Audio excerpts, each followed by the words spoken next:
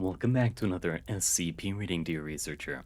Today we'll be reading SCP-227, Complete Antikythera Mechanism. Now without further ado, Item Number SCP-227, Object Class, Safe. Special Containment Procedures. SCP-227 is to be kept in a climate-controlled room at a temperature of 21 to 24 degrees Celsius and humidity no higher than 10%. Anyone touching the object is required to wear surgical gloves. A supply of these will be kept with SCP-227 at all times. Food, drink, cigarettes, and any other sources of contamination are not allowed inside of the containment area. Loose clothing, hair, or other adornment is not recommended. Only personnel with level 3 clearance or higher are allowed access to SCP-227, although lower-ranking staff are allowed to use the object while under supervision.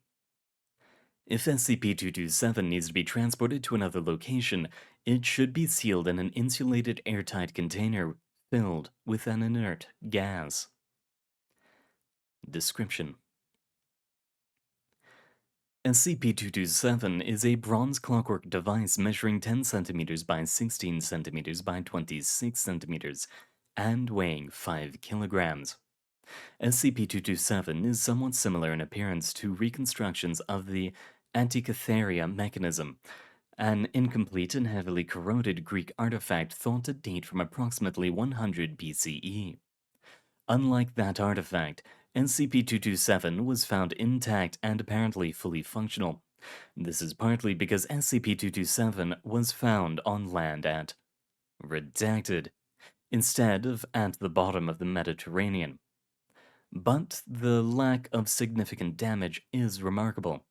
Preliminary testing of SCP-227 shows that it may have some ability to repair itself over time. Further testing is pending approval from O5 level staff. SCP-227 has one major dial with 3 hands on the front face. This dial has several concentric rings which rotate independently. The rear face has 2 major dials with 2 hands each. These dials are surrounded by a spiral groove, through which some of the internal gearing is visible. A number of smaller dials are arranged around the rest of the object. The total number of these minor dials visible at once varies when the object is in use, as does the number of hands on each dial. There are 3 small cranks on the right side of SCP-227. Turning any of these sets the moving parts of SCP-227 into action. The top crank causes the most rapid change. Some of the smaller hands have been observed moving at speeds of over redacted RPM. Extended use of the top crank causes SCP-227 to heat up significantly. Personnel are advised to use caution when turning the top crank to avoid damaging SCP-227 or injuring themselves. The middle and bottom crank are used for medium and fine adjustments, respectively. The object is covered in a large number of inscriptions. The majority of these are in Attic Greek. However, some are in various writing systems that have yet to be deciphered. These include Linear A, Cretan hieroglyphs, and 1 or more unknown languages. The translatable text is essentially a manual of operations for SCP-227, with the exception of one passage which states, "Data expunged." The full significance of this passage is under investigation. Early indications are that SCP-227 is an incredibly accurate astronomical computer. Symbols corresponding to the sun, moon, and planets are prominently placed on the front major dial, along with many other symbols of unknown meaning. The rear major dials have markings consistent with several ancient calendar symbols. These include Callippic, Metonic, Saros, and Sothic cycles. There are also at least 2 more previously unknown calendar systems present. Addendum SCP-227-01. Further study has revealed that SCP-227 is able to compute the location of bodies that were only recently discovered by modern astronomers. For example, one set of hands and markings corresponds to the Kuiper Belt object, 50,000 Quaoar. Quaoar is difficult to detect even with the Hubble Space Telescope. How the designer of SCP-227 was able to predict its orbit is unknown. Addendum SCP-227-02. SCP-227 has demonstrated an ability to predict even aperiodic astronomical events.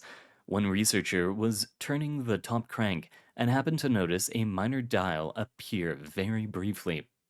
Fine-tuning revealed that the minor dial first appeared on a date corresponding to the 23rd of February, 1987.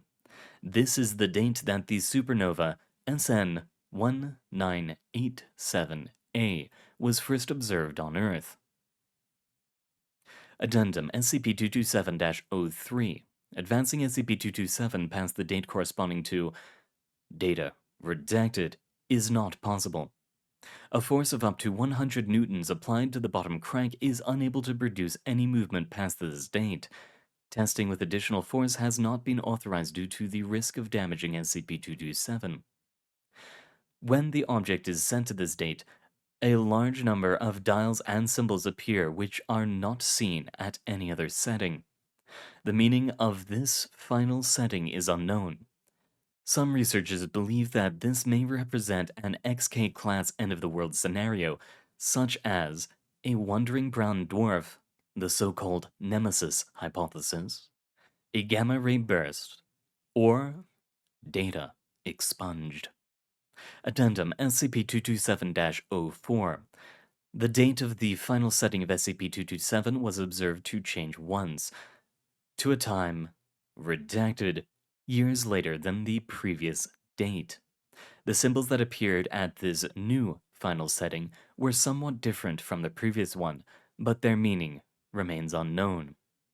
Research into what may have caused this change is underway. And there we have it, the exact date and time the world will end. Now, if only it wasn't redacted. But that's all the time we have for today, dear researchers. Thank you very much for coming. Good luck out there, and I hope to see you next time.